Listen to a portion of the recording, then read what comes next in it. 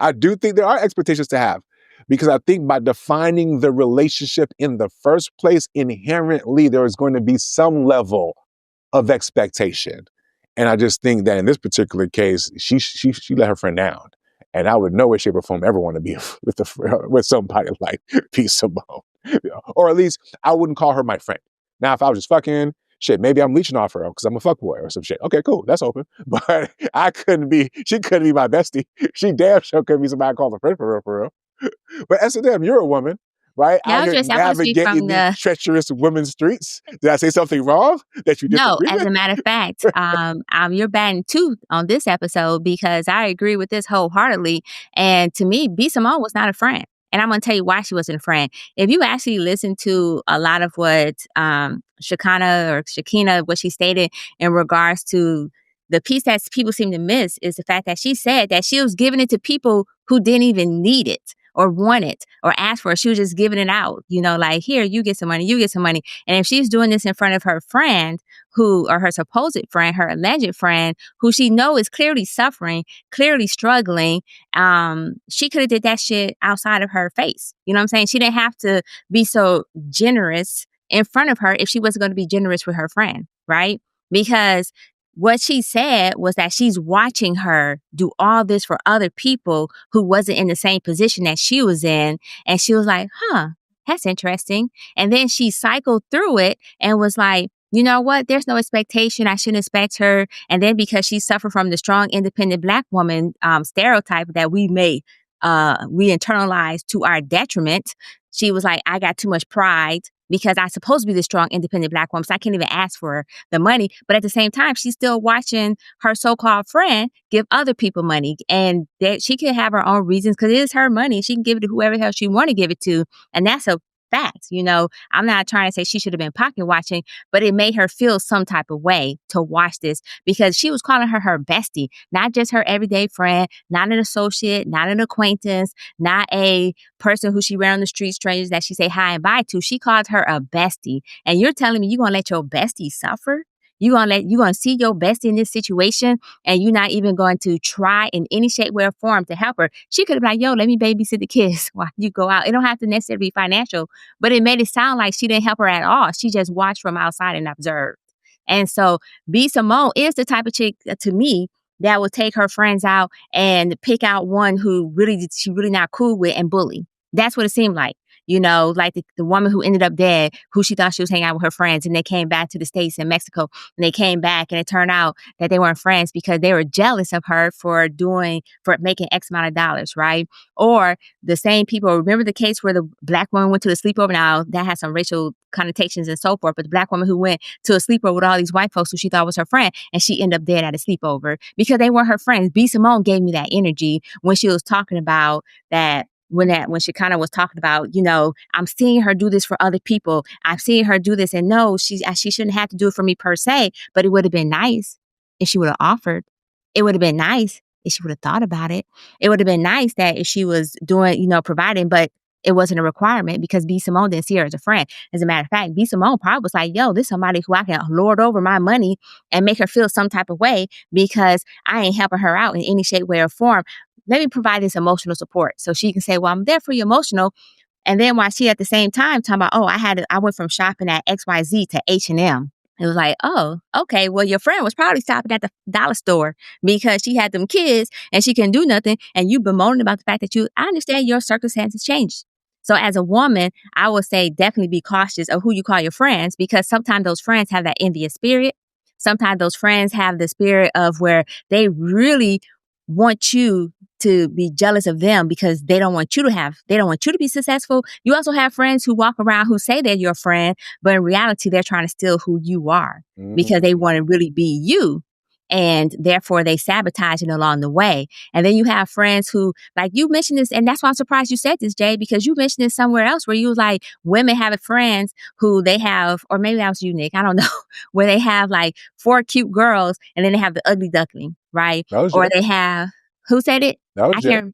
Yeah, that's what I thought. So I was surprised because women will purposely have an ugly duckling so they look better next to that person. So how we know Shekinah was not her ugly duckling, who she wanted to make sure that she looked better next to?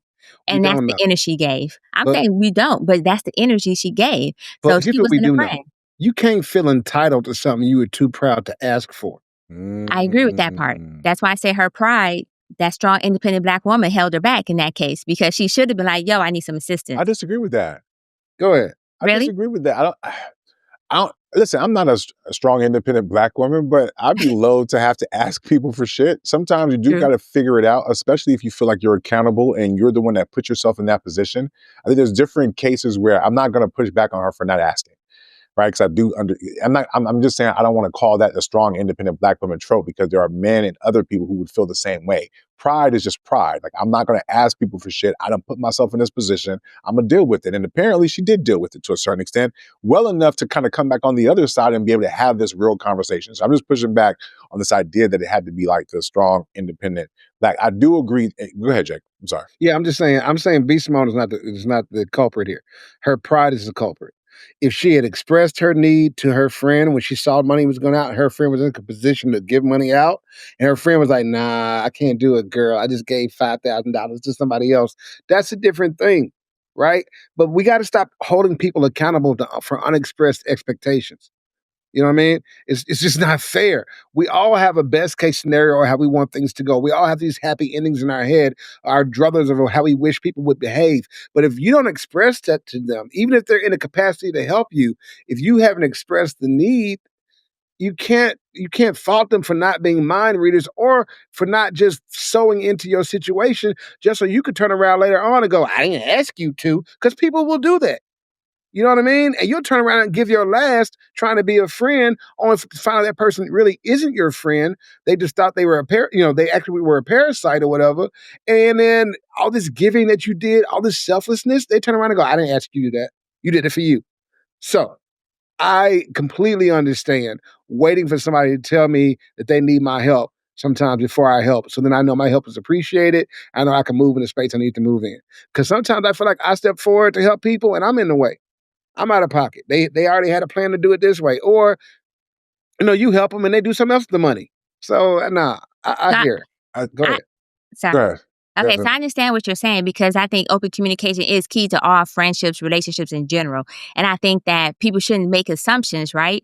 Because the assumptions or carry these silent burdens and so forth, it doesn't help foster positive bonds. But what I think you're missing is the fact that she said she watched her.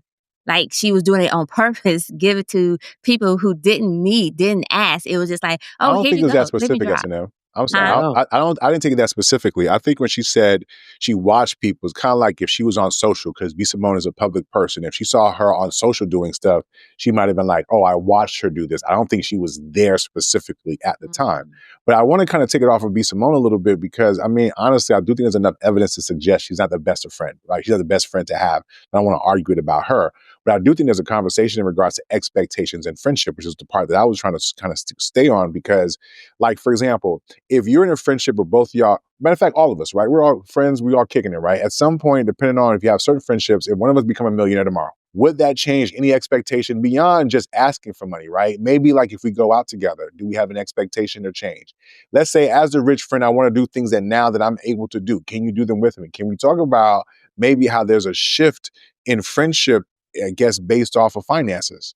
Or, as the last round of this conversation, right? Or because the other part of the conversation that to me would be a deeper conversation, and Jay, this is the part that I think SNM was getting to, and I'll just say this and then we can pivot just real quickly, is that there's inherently, we all talk about challenges in women's relationships, right? The shit goes deep, bro, in ways that I think men just need to really understand. Sometimes the surreptitious nature of friendships, the connivingness, the backstabbing, the jealousy, we know that when we joke about it, but I don't think we really understand the depths. And watching B. Simone, to me, was someone that exposed some of that in real time. Shorty said, I called B. Simone about an opportunity that I got, that she had, I guess, cultivated on her own.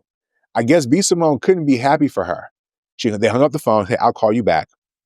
Then she had to call the girl back to tell her the reason why she couldn't be happy for her friend, right? And part of that kind of expressed this person who couldn't just genuinely be happy for a friend, and because it wasn't something that she presented. It wasn't something that she could be a part of. There was a lot of ego sometimes. So we don't know these people enough to say that, but I do think there is a conversation to be had about the treachery I think that women face in girls in friendships amongst each other, especially when they throw around the word bestie like everybody's that, when in truth, seldom anybody's that, especially when you look at their immediate friend circles.